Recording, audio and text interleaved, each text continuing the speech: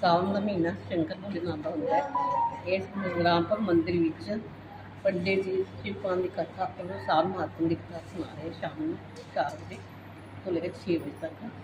तो कीर्तन होंगे हर मंगलवार बहुत धूम धुमा के शिव पूजा बड़ी सामने शिव जी पूजा करते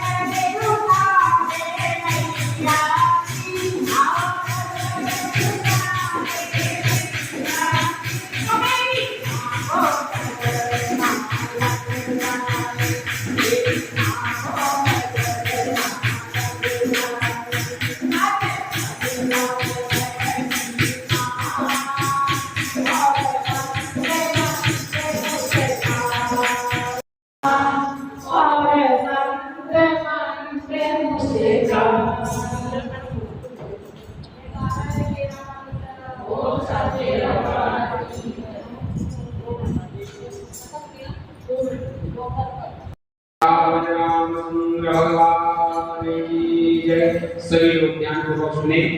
हेलो आज हम सुनाएंगे आपको हेलो भगवान भोले बाबा की याद। चाबी मेरे घोड़ा मैं मंदिर च भगवान के जो गण हैं, राम मंदिर ये किसके पुत्र थे? किसके पुत्र हैं? मैं थोड़ा टाइम लगना बस आगे शिला ना बाबू जी शिला कर लेंगे शिला मुझे करना आई एम इसकी कथा आपको सुनाई है क्योंकि शिलावती ने भगवान शंकर की तपस्या की और भगवान शंकर से कहा कि मुझे ऐसा पुत्र चाहिए अयोनिज। अयोनिज मतलब जो अमर हो।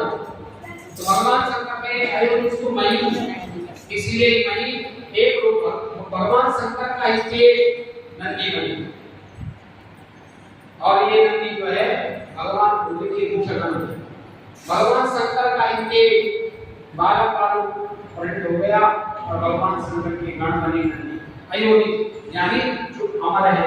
इसीलिए ये कथा हमने सुनाई। आज कथा काल भैरव की कथा सुनाएंगे और यही कथा आज की करेंगे। फिर कल आप लोग पुनः जो रसिक है, जो भावुक है, जिनको पता है कि भगवान भोले की कथा चल रही है, घर के गृह कार्य से निवृत्त होकर के काम काज करके आप मंदिर प्रांगण में आए। प्रसन्नम पद्मासीनं समन्तास्तुत्रिमकरगणे व्याकृत्यं वसाना विश्वाद्यं विश्ववन्द्यं निकलभयहरं पंचवक्त्रं त्रिनेत्रं मुनिशंकर भगवान की जय। भैरव अवतार उसकी कथा सुनो। काल भैरव की कथा। एक बार जब ब्रह्मा जी और भगवान विष्णु में आपस में विवाद हो गया, ब्रह्मा और विष्णु में आपस में विवाद हुआ तो भगवान नारायण को उल्टा सीधा कहने लगे। ब्रह्मा जब उल्टा सीधा कहने लगे तो स्वयं भगवान शंकर क्रोध में आकर के प्रकट हो गए।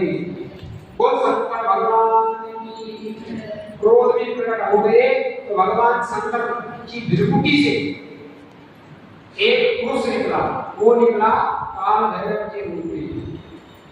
बोले काल भैरव भगवान की, यानी काल भक्त जैसे साक्षात काल वास्तव भगवान जैसे काल भैरव के रूप में प्रकट हुए। तो काल भैरव तुम काल के भी सदृश दिखाई दे रहे हो, ऐसा था। काल के जैसे दिखाई दे रहे हो, इसलिए तुम्हारा नाम हुआ काल भैरव। तब उनका नाम काल भैरव पड़ा, यानी पाप भक्षण इत्यादि तब नामों भविष्य। तुम लोगों का पाप भक्षण करोगे, जो पाप करेंगे उनका पाप का भोजन करोगे, इसलिए तुम्हारा एक नाम होगा पाप भक्षण। फिर कहा तन्नो भविष्य काल पीत सस्वा काल भैरव, तुमसे काल भी डरेगा, काल भैरव से काल भी डरेगा, इससे तुम्हारा नाम काल भैरव होगा। तुम काशी में रहो। काशीपति का अधिपति भगवान शंकर ने काल भैरव को बना दिया, यानी काशी में जो है काल भैरव का मंदिर है। भैरव ने ब्रह्मा जी जब ऐसा क्रोध विवाद हुआ तो ब्रह्मा जी का जो है 5 सिर थे, एक सिर को काट दिया। 5 सिर में से एक सिर को काट दिया, क्योंकि उस सिर से ब्रह्मा जी ने झूठ बोला। काल भैरव जी को ब्रह्म हत्या लग गई, क्योंकि ब्रह्मा जी का सर काटा तो ब्रह्म हत्या कपाल। और तुम निरंतर भिक्षाचरण करो, भिक्षा मांगो। और उसी समय भगवान शिव ने ब्रह्म हत्या नामक कन्या को प्रकट कर दिया और कहा या द्वावारणस्य विद्या पूर्वेशा भविष्यते तत्वा भीषणं काला मुनि गच्छो गुरु रूपिणा। तुम उग्र रूप धारण करके ब्रह्म हत्या कर दिया।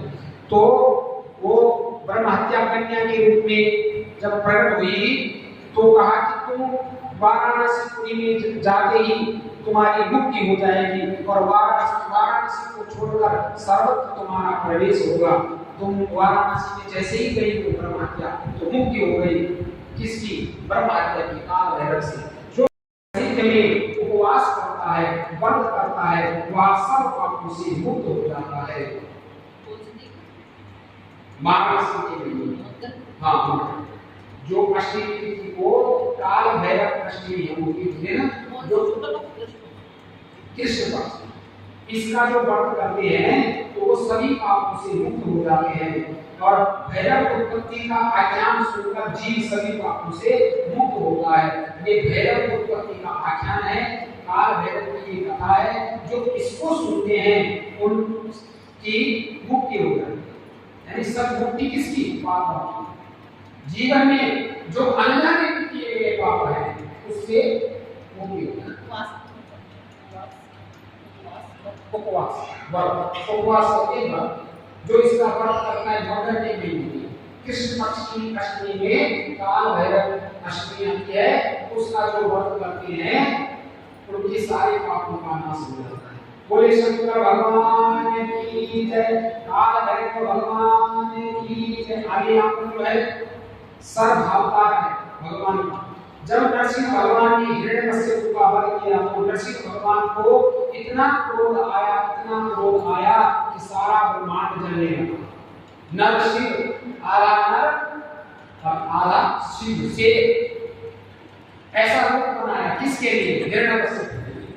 क्योंकि उन्होंने ब्रह्मा जी को प्रसन्न करके वरदान, न दिन मरो, न रात मरो, न शाम मरो, न सुबह मरो, न अस्त्र से मरो, न शस्त्र से मरो।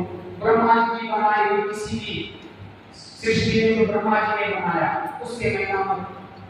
तो भगवान ने कहा कि ब्रह्मा जी को तो मैं ही बनाने वाला हूं और न मैं घर में आऊंगा, ऐसा रूप बनाऊंगा जो ब्रह्मा जी ने कल्पना नहीं की। तो भक्त के लिए भगवान खंबा से प्रकट हो गए। खंबे से कैसे प्रकट हुए? हिरण्यकश्यप ने अपने पुत्र की जब कई बार परीक्षा ली, कहां बोला तेरा भगवान हर जगह तेरी रक्षा कर रहा है। जय के सांपों के बीच में डाला, वहां रक्षा की। पहाड़ से गिरा दिया, वहां रक्षा की। यहाँ तक कि उसकी बहन होलिका चिता बना करके वहां भगवान की होलिका जल गई, वहां रक्षा की। हर जगह से जब जो है प्रहलाद की रक्षा हो रही है तो एक दिन पिता ने कहा पुत्र बता तूने क्या बात सीखी है, कौन कौन सी अच्छी बात सीखी है? तो कहा मैंने एक ही बात सीखी है, ओम नमो भगवते वासुदेवाय। अभी भी तो उस छैया का नाम ले रहा है, अभी भी तुझे अक्ल नहीं आई। अच्छा तू कहता अरे कहाँ है तेरा कृष्ण?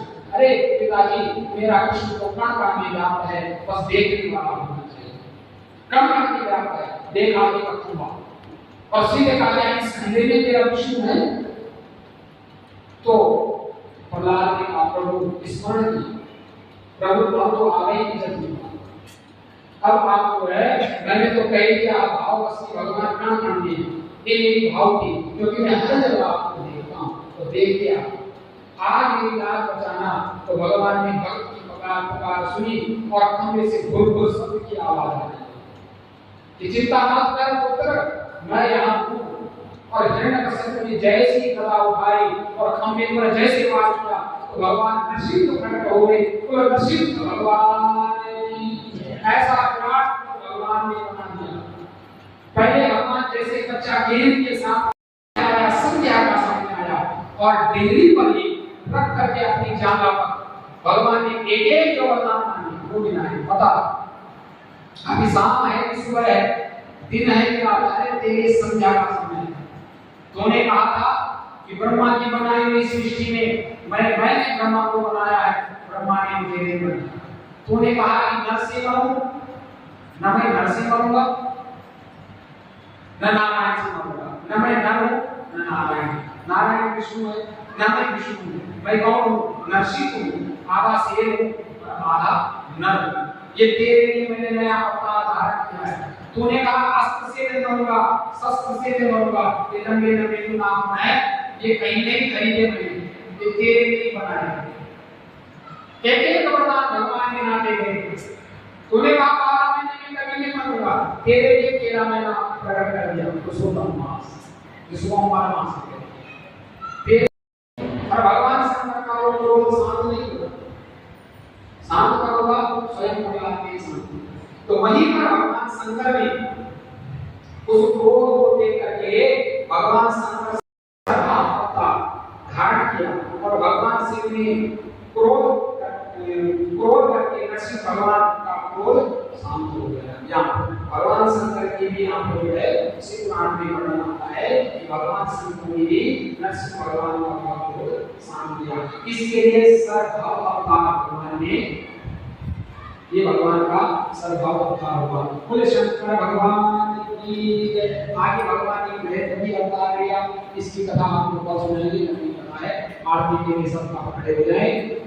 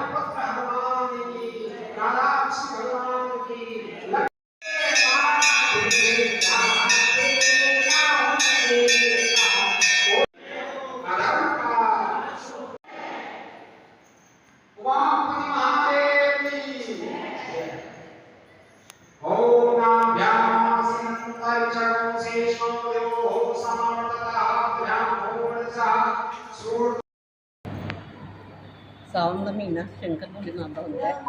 ਇਸ ਰਾਮਪੁਰ ਮੰਦਿਰ ਵਿੱਚ पंडित जी शिवपान की कथा और साल महात्म की कथा सुना रहे शाम में 4 बजे तो लेकर 6 बजे तक। तो कीर्तन होंगे हर मंगलवार को, बहुत घूम घुमा के शिव पूजा बड़ी सामने मिलता है, शिव जी पूजा करते हैं वो कभी अजन्मा है, उनका कभी जन्म नहीं होता है। और ये श्रावण मास का पवित्र महीना चल रहा है। इस महीने में हमारी जितनी भी यहाँ पर मात्र शक्तियाँ हैं, हमारे मंदिर के प्रधान जी विजय शर्मा जी, जिनके सानिध्य में इस राम भवन के मंदिर प्रांगण की देखरेख चल रही है।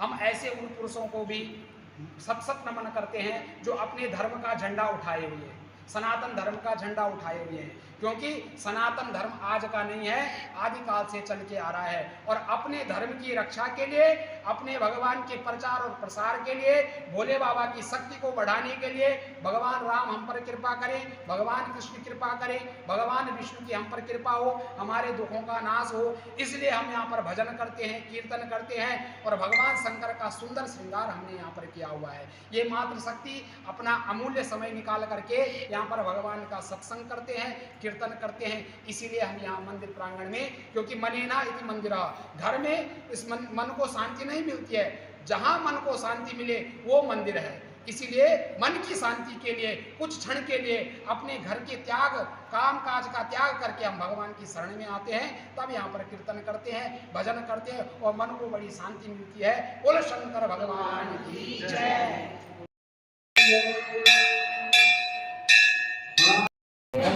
राम भवन मंदिर में पंडित जी कथा कर रहे, सावन महीने की शिवपान की कथा चल रही है। लोग बहुत घूम घुमा के आते हैं और शिव पूजा सुबह भी बहुत अच्छी तरह होती है। शिव पूजा सुबह सावन का महीना शंकर भोलेनाथ का होता है। इस रामपुर मंदिर में पंडित जी शिवपान की कथा और साल महात्म की कथा सुना रहे शाम में 4 बजे तो लेकर 6 बजे तक।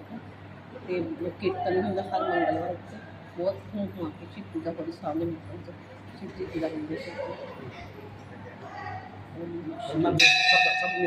की सियावर रामचंद्र भगवान की। गुरुर्ब्रह्मा गुरुर्विष्णु गुरुर्देवो महेश्वरा, गुरुर साक्षात परब्रह्मा तस्मै श्री गुरुवे नमः। ये हम सभी यहाँ पर सनातनी हैं, सनातन धर्म को मानने वाले हैं। और गूढ़ सनातन धर्म आपको पहले इसका पता होना चाहिए। यहाँ पर जो है कहते हैं अनेक धर्मों के जो ये पंथ हैं उनके भी संस्थापक हैं, और सब जानते हैं कि सनातन धर्म के संस्थापक कौन है, सब पूछते हैं। पहले तो हम आप लोगों को परिचय दें। हमारे सनातन धर्म के संस्थापक साक्षात भोले बाबा हैं, भगवान शंकर